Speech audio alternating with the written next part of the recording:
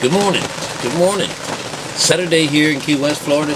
Raining up a storm. It's getting chilly. Got long things on. Look, that's cute. It's a friend of mine who does these, called the Blob. This guy's the Blob. It's just fun. Kind of looks like he made them after my old dog, Louise. She was a pug. Remember, she died last year around January. Well, I have some more fun things to play with today. Since it is raining, I can't do nothing. I really can't. I do have a little project on the side here that I could do. Maybe go inside. Turn my air conditioner on. Maybe not. I won't need to have it on today, but generally it's just really hot. I hate working inside. But what I wanted to do with you guys today is to talk about the River Jordan. All this business about the Jordan River in the Old Testament and referred to it in the New Testament with John the Baptist. It's an interesting scenario, being that it is a real place on earth, situated in the Holy Land in Jerusalem. You have to remember that there are two sides to every biblical story. And of course, the Holy Land on earth is representing the carnal mind, the physical side of what is a reality, of what we consider to be duality. So when they talk about Jerusalem, which is above, that is the mother of us all, they're not talking about the Jerusalem which is below, that's in bondage. So you have to understand right away that there's two Jerusalems, alright?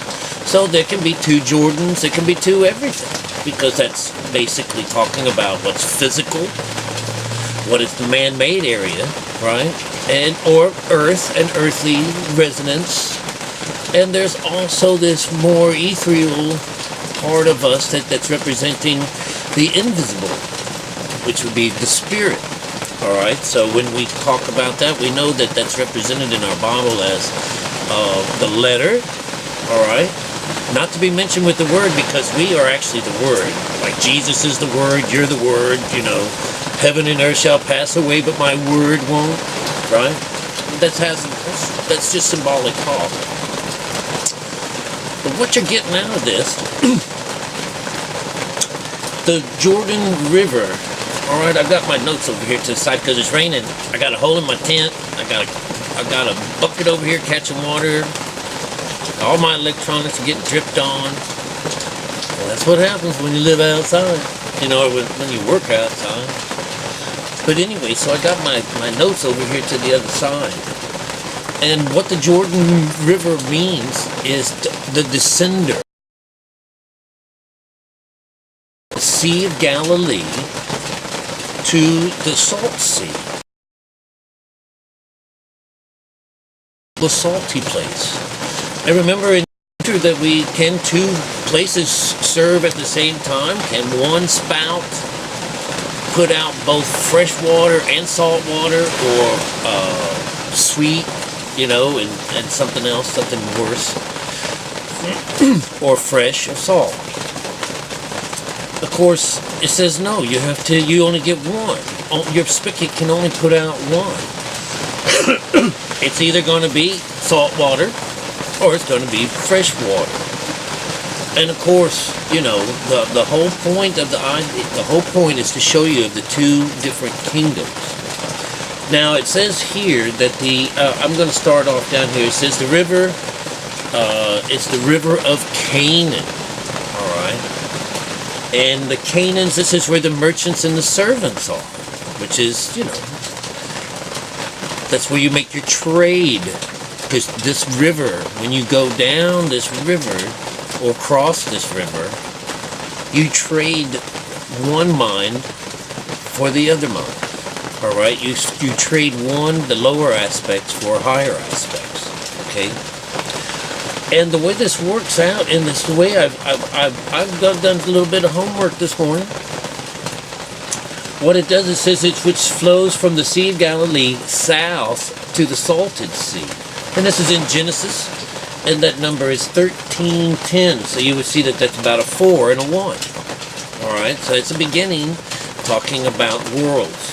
All right, and so it says it's fed from the mountain, a place called Mount Hermon. Okay, this is really cool.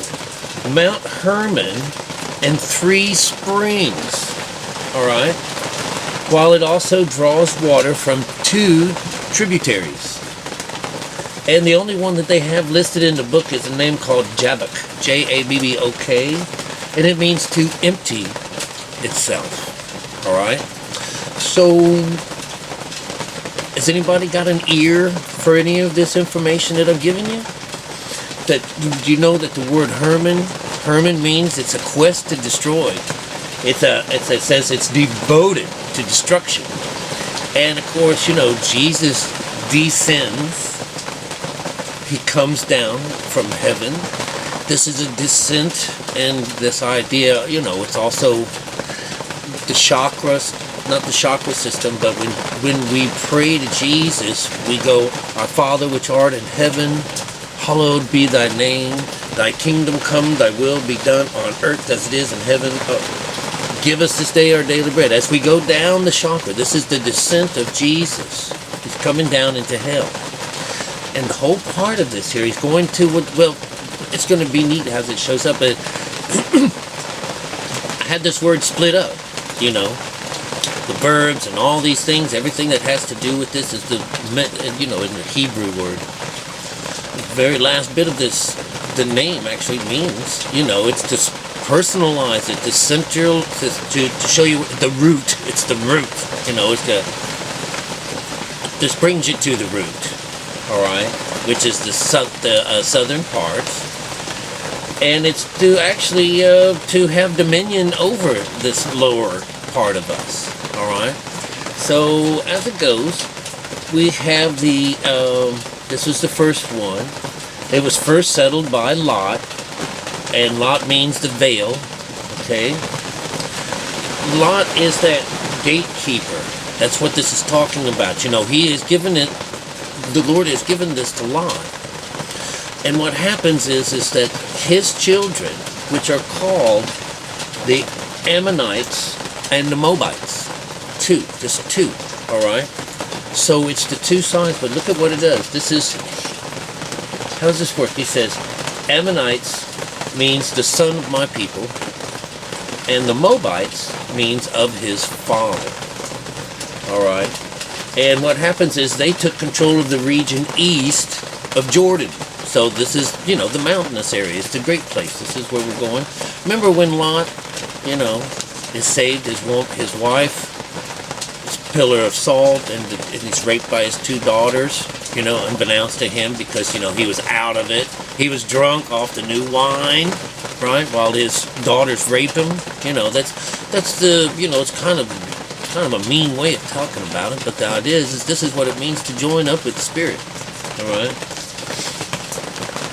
Well, anyways, what this did is this brought them into conflict with the tribes of Reuben, Gad, and Manasseh, whatever. These are 3 children of Jacob. And you know, Jacob had a concubine, you know, or he had a wife, and then he also screwed around with his maids. And remember, the maids are from the lower side, and his wife is the higher side. He didn't screw around with her. God gave her these guys. God gave her this Leah, when she was with Leah. That's where we get Reuben from. That's the eldest son. You know, and the eldest son is the first son. That would be like, you know, you. All right. But Gad becomes a fortune and luck. He's the first son of Jacob by some other one. You know, he actually, you know, popped his seed into this maid and created these other groups. So this is the lower aspects of Jacob's family. And Manasseh means to forget, and that's the elder son of Joseph. All right. Now, what happens is this is a 1, 2, 3 position, so it shows that it's, you know, you have the potential, but then you lost it. All right. And it even goes on to say that even Yahweh had specifically told them, and this in the Bible is God, or in the Dead Sea Scrolls would be Elohim, told them, don't go there. Do not go there, because you'll ruin everything. All right, because they conquer this, just like the story we talk about that Nebuchadnezzar goes and seizes the holy city and takes all of the stuff out of it. All right, all the gold and all the good stuff. All right, so, and that's in Deuteronomy. If you want to read it, it's 2:9 through 2:19. But it's just the idea that it was being taken over by the lower. The higher was taken over by the lower instead of the higher taking over the lower. Don't get lost. All right. Let me go back to the front here. We can know about this idea that the Jordan River is known in Hebrew as Y-A-R-A-D. This is the word that you have to look up to find out what it means in Hebrew. And it means the descender to go down, to go down. And some of the expressions that we have, let's see, we have the crossing of the Jordan by Joshua, right? This is on his request for the promised land. This would be in Joshua 3:17, so 7 and 8. That's a control, right? He wants control over the 1, 2, 3. He wants it. He made it over. This is a good story, all right? All these people crossing over this river is a good thing. Remember, in all of our stories, there's the gathering at the ocean side or the riverside, and then they have to bathe in the water, and that's when we lose our skin and stuff like that, and we're on our way towards this higher mountain. This is ascending, but we have to descend first, okay? So it also says God held back the waters of the Jordan by the Ark of the Covenant. All right, this is in Joshua 3:16. So we have another 3, which is a positive number, all right, of being all joined together. And we also have 16, which represents 7, the day of the Lord. So God held back the Jordan for the Ark of the Covenant. And remember, you're the Ark and you're God's covenant. So you did it. You're the one that held this back, because it's a meditation procedure that we use when we provoke the single eye. Understand? The splitting of the Jordan is comparable to that of the Sea of Reeds. And this with Moses, this is in Exodus 14:16. That's a 5 and a 7. That's our body making it over into this place. Alright, so what we get is it's also on the second day of creation when the primordial waters were divided, alright, from what's below and what's above. Okay, a lot of flat earthers get stuck on this one, but really it's just that they were divided. And when it comes down to this divided, they want to say, well, this was all Adam and Eve. This is Eve's fault, because God's now going to put something between his seed and her seed. And you have to understand that what that means is that no one is going to come to earth already connected to God. Children are, but this idea that, the baby children belong to God. And of course, whenever they start to grow up, their bodies switch from this delta phase into beta phase. And I thought I've been talking all this time and that nothing was on. So the children are God's children, because they're in delta until they turn into adults. And when they turn into adults, their bodies, their minds all switch over into this beta frequency like all everybody else on Earth. I'm not sure what it is, because it depends on the learning process, So it's like a giant, like an antenna, dish antenna, or something that allows you to catch everything. Kids are wide-eyed, open mouth, and ears are ready to go. This is the teaching part of children. All right. let's see what happens here. Oh yeah, the part about he's going to put something between his seed and her seed, because you know what I've told you is that God gives her the child. She's the one who has the child. And he had nothing to do with it. The husband. These women were all barren, and the barren woman gives up a child. It's by God. And when the husband makes a child, it's by, you know, somewhat lower thing. It's about his, mostly all, you know, that's just the way it is, you know. And in a lot of senses, what it is they're it's an incest situation, whereas whenever they go to places, you know, this is wrong for you to be hanging out, you know, marrying your daughter, you know, this is wrong, you know, for Lot, you know, to go and have sex with his daughters and stuff like that, but he didn't know anything about it. He was drunk. And remember, you know, we didn't make him bad, he was just written that way. So, you know, that's just how it goes to tell the story. So, I hope you understand that idea about the seed. There's no real evil between it, other than that, you know, we're just not given this thing. We have to find it. And they say that this idea of putting us in the slumber is to one day will wake you up, you know, and you have many, many lifetimes before you get there, you know. I'm glad I was born poor. I was born a poor black child. I'm glad I was. I am. You know, remember all these things are coming to the lower end of people. He was born in the stable and all this stuff. You know, it's really like, you know, the Lamb of God. You know, he was born in, you know, into this animal kingdom, and you know, and there's this chance that this person can imitate, if not imitate, be the image of this God within themselves and change things. Of course, we don't run around, you know, touching people and they're healed perfectly. The idea is that, you know, you teach someone how to go within themselves and God heals them.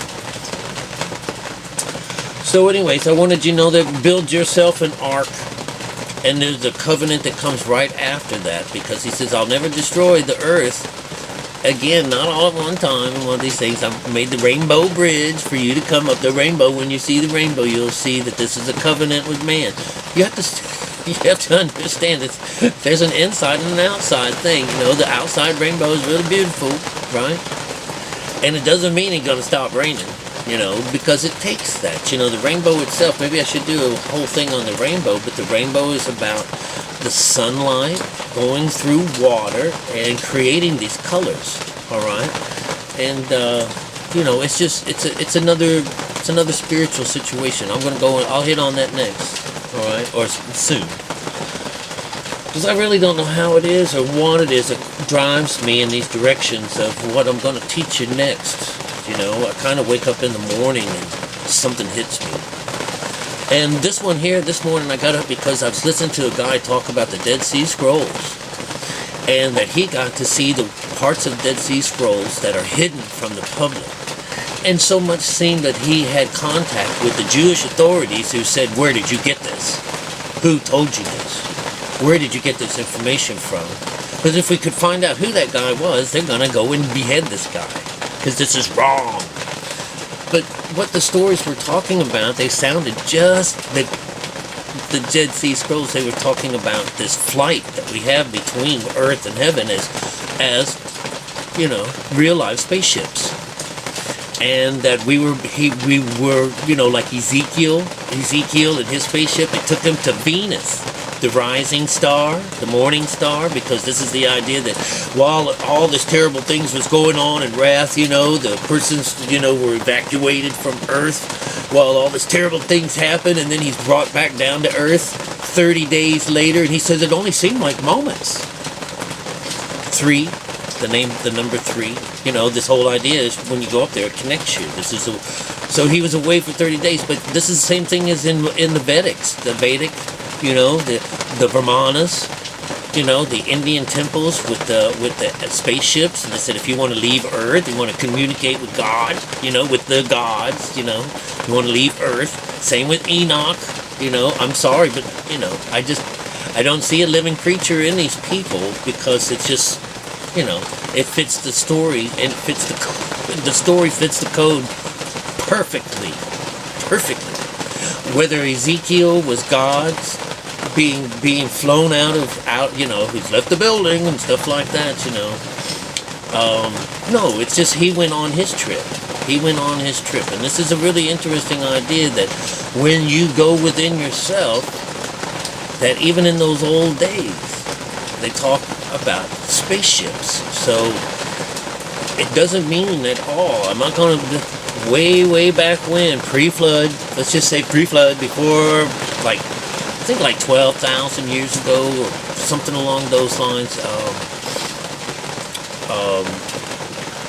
Ice Age, during the Ice Age, you know, the pre-melting of it, when the waters rose 400 feet, buried almost all these other places of the past, under hundreds of feet of water, and then of course, you know, land subsiding and this and that, you know, but it's just changed the whole earth around in such ways that we don't know much about the past. But that's where this stuff comes from. So there very well may have been just like a world, just like you and I are having it right now. Repeat. And of course the same thing happens because in the Dead Sea Scrolls it shows them that this is pre-Adam and Eve, that there was a civilization on earth that inhabited many different kinds of beings, and at the same time they started off really pretty, absolutely beautiful people, like in the golden age, you know, and then it just slowly slipped into hell and found that these people were going up into heaven, and so God said, I'm not going to allow this, you know, and destroyed the earth. You know, the connection with heaven isn't destructive at all, but the idea that when you finally do make it up there, that this Mount Heron, who's just waiting to devour all the bad in you and all the evil, and then permanently connect you to this higher side. And of course, anytime you have trouble, you can go up there and seek help. And you never walk alone. And even when people basically are alone and not connected, that God is still inside them.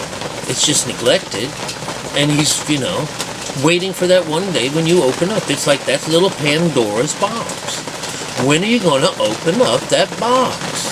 And of course, all the things that it lets out is beautiful things. You know, these things that come out and attach itself to all the green and the mean and the evil and stuff like that. This is the idea that this is the cleanup of whatever is filthy inside of you. And of course, the last thing that we get out of that is that little animal of hope, that little bit of that little sprite that says, you know, no matter what, I am there. I will be your guide. It's so beautiful. So you're never really alone in your quest, because you have to also understand that, you know, this Satan and God are the same, and Elohim is used all over in the Dead Sea Scrolls as a name for Yahweh, you know, and not Jesus, but these ideas that this higher side is inside of you and the lower side is inside of you. It's your choice to choose between these two kingdoms. Alright?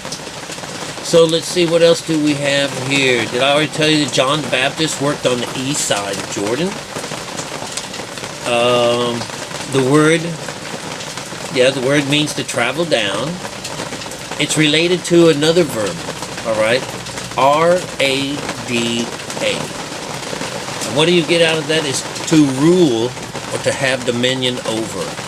So when you go down, when you're coming down, it's to come over and to take control over this place. So this is about the River Jordan. Can you see what the River Jordan is, this place? It's the Kundalini, alright? It's our chakra system, alright? It's beautiful. Alright, so other ways of talking about it, it's going down a mountain. You know, this is in Exodus 19:14, so we get a 1 and a 5. That's a good number. Alright, 1 is God coming with the 5. Ooh, because you have to come back down. Because, you know, remember, like, it was raised up to this place, and then I had to come back down. Because you're alive. We're trying to get God in us now, not when you're dead. That's what he's saying. And it mentions that too. I'm going to re-listen to this. It's over an hour or so, this lecture. And it's quite a few years old. But I'm going to put it in my favorites to rewrite it, or to reread, or to, just listen to it a little closer. Because what I did, I was doing my homework while I was listening to it, and smiling, saying, wow, that's really cool. And and that's supposedly what happens when someone with this kind of wisdom or something like that, with spiritual wisdom, when you're listening to the Tao, the Tao, someone with spiritual wisdom laughs when he hears the word. All right, it's a good laugh. It's like, I knew it. Did you just hear that? Wow, that was really wild. All right, so other ways. So it's used in going down the mountain. The falling of hail. This is in Exodus. All right, 9:18. So that's a double 9. This is great. You're being clean. This is what the hail is, right? Coming down. Remember fire and brimstones are going to come down on the earth, and it's going to destroy it, purify it. And then just a little bit later, it's going to be totally restored, immaculately brought back into splendor, and beautiful and better, and all scrubbed and cleaned and pretty. This is the new you, the new mind, and you're now bridled, and you're one. All right, that's the new. That's what it means. That's what it means. I'm not going to wrestle with anybody anymore. Not on my station here, but, I'll wrestle with other people. But let's see here, what else? Going away from a place of prominence, such as a palace. All right, and that's in 2 Samuel. That's 11:9. Again, that's 2. Coming down with a 9, which is the higher conscious. All right. Remember, our conscious is 666 first. That's the lower side. 144,000 is the higher side. When you toss your nets over to the right side of the boat. All right. And everything's centered around water. And when you have to come to Jesus, disrobed, you're supposed to come. That means to come in spirit. You take off your skin. And you're also supposed to come to him in truth, all right? And that's what it means to be in truth, because you have to go through the water, that takes off your skin. It's all the same, all right? So it says here, this idea of since one goes up to Jerusalem, it's like going away from Jerusalem is described as going down. And one who is humbled is made to go down. Who inherits the earth but the meek? All right. And what is earth? Your mind. Yourself. You inherit yourself. You gain back control over yourself. That's all this is about. That's all this book is about. How do you gain back control of yourself from the carnal side of our lives, our world, this world around us? How do you get rid of it? What do we do to gain control? It says, one who is defeated goes down. This is in Hosea. We got a 7 and a 12. All right. That means chapter 7, verse 12. So 7 is, of course, the day of the Lord. All those stories within that chapter, Hosea 7, it's going to be talking about this glorious day. All right. And it's got a 12 on it, so it's a 3. So it's a combination. You made it. All right. Okay, being sad is being down. Remember, we're giving birth in suck, and basically this idea of the works is that you're coming in, it's, you're going to be, you have to give up your firstborn, all right? And of course, what we understand that as that child within us, that whenever we go under this meditation procedure, this electrical pulse is the child, and we are essentially giving it up to her and to them. But this idea is that it was born out of a need or a problem, hurt, some sadness, some grief, some type of bondage. And we want to get out of it, and we're tired of it. That's what it means, to be defeated and to be sad. And you'll know that on the outside, if you're going to cry and cry and cry and cry and sad, this is not deliverance, because you're worshiping the dead. What we're doing is we're trying to clear it out. We're trying to get rid of the dead side of us and come alive in Christ. All right? But the outside world, from Revelations, we realize that they created an image for you to worship, and it's the dead Christ. And the dead Christ is not the risen Christ. The dead Christ is just you on the dead side. That's all that means, because you're Christ. And we have the whole world worshiping the dead side of us. That's the way it works. Because he put a seed, he's put a barrier between your seed and her seed. You know what that barrier is? The arachnoid. That's locked. You're just not going to be able to get over there unless you come to me. You have to go through Jesus. You got to go bathe in the Jordan, cross the Reed Sea in order to get over to the other side. And so what does Moses uses? Let's see, what did it say in here? It said here that Joshua. Wait, give me a second. Yeah. That Joshua uses the Ark of the Covenant, and what does Moses use? He uses a staff, all right? The Ark of the Covenant. So the Ark is your body, the Covenant, that rainbow. Remember? All right. So he's using his Kundalini to get over to this other side of the river. And we have Moses in his hand, and his staff is going to be the one. All right. That's the idea. Same thing. It's the Kundalini. You have to do that. That works. It's just so cool. And let's see if anything else. Yeah. The Lord is coming down. This is in Genesis 11:5. Of course, this is 2 coming to you, and the 5. All right, he's coming down. He's coming down to claim. He's coming down the River Jordan to stick a claim on this lower side of us. To claim it as mine. That's what that means. All right. Death, when at death someone descends into SHEOL. Oh, I didn't find out what SHEOL meant. It's in Numbers, SHEOL. Look it up, see what it means. All right. When one dies, one descends into SHEOL. All right. This is in Numbers 16:3. So that's a 7 and 3. So it's got to be a positive thing. I'm going to look that up. I'm just sorry. Every now and then one of these words I miss one. And it says hanging works. This is in 1 Kings 7:29. So it's 9, 10, 11. So it's a 2, it's 7 and a 2, and a hanging. Remember, who gives up Jesus? Who gives up his life for Jesus? All these ideas of hanging yourself,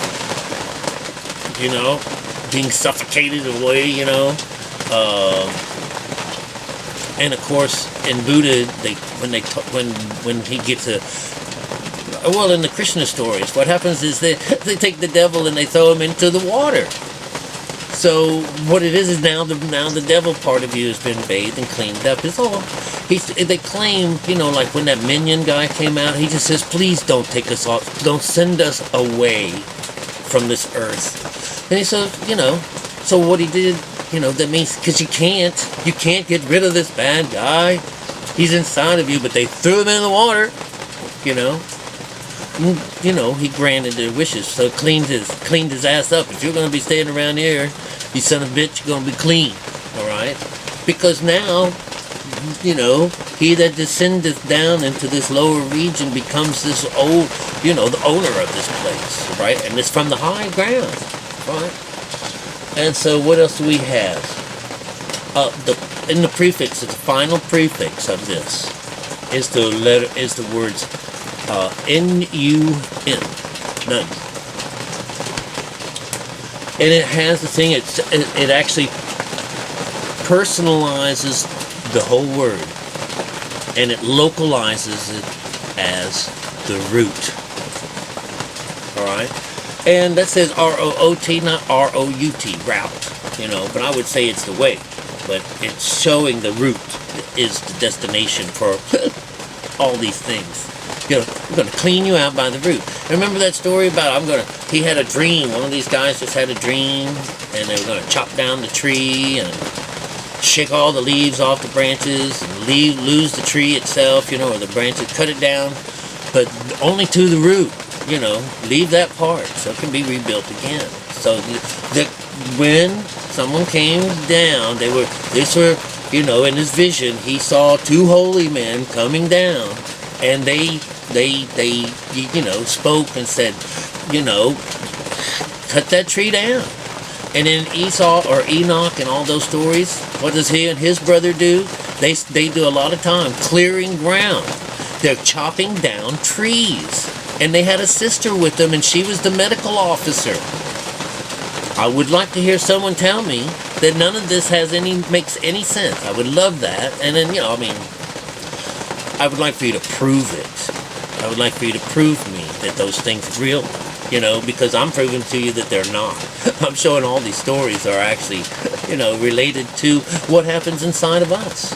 It's just that this carnal mind, without the spiritual side, can't see it and won't see it. They have to want to see it. And it just so happens that all the people that are in charge of this are kind of rich and happy, you know, and these preachers, look how much money these people, do you think that they want to give up their money? Do you think that they want to give up their living by telling the truth? You know, look at me. I'm not even promoted in YouTube. And original content. Oh my God. And I don't get references. I don't get shit. You know. Look how I've been around forever. I get 5 or 10 people coming and seeing my shit. But in my computer on my one page it says in the last 28 days I've had 1,500 people come and look at my stuff. But does it show up in my stuff? No, it doesn't. I'm still like, oh, well, nobody wants to listen. I just want to tell you, because someone is listening to my work, and someone has to go over it before it gets out here. I'm not being hit for anything, you know, any kind of penalties, but I'm certainly telling the truth, and there's no room for that, you know. There's absolutely no room for it, you know. So I'm just being kind of pigeonholed someplace. That's why I have to go fishing in other people's ponds, you know. It's what Jesus, you know, I'm going to go from place to place. Don't hold me here. I've got other cities to go and see in the country, you know, which is the outside of us. He's got plenty to spread the word, right? So anyways, I just thought that was just taking one word of the Bible, finding out what that word means, how it works out physically on the world underneath us. And remember, we are the servants. And when they say you got to go and buy some more oil, you know, that means, you know, you've spent your go juice. You don't have a golden girdle. Well, right now, you know, I have a golden girdle. I will tell you that I've been hands off of myself for almost 3 weeks now, you know. And I'm trying to make changes in my life, or accepting changes in my life, you know. And I'm way past 50. There's a lot of my habits that I had before, which I didn't think would bother me at all, are being lifted away, you know. And I'm welcoming it, you know. I'm welcoming this new God, you know. And I'm in no hurry, you know, because, you know, we still have a lot more to do. I have a lot more to prove to you. And I'm going to get a hold of that Dead Sea Scroll business that guy's talking about. Let's see if they got it loose somewhere. But it does. It shows, you know, he says, I can see where they deliberately changed words, you know, and of course they did. Do you think that they're gonna give they're gonna let you say, you've taken a spaceship up to to such and such place, while all this is going on, and all these otherworldly travels, because it sounds ancient, and that the scribes, they still kept things, they just stopped it. They said Moses, when they're crossing, or when they're exiting, they were supposed to go by smoke and by fire. This whole idea, those are the phases of consciousness.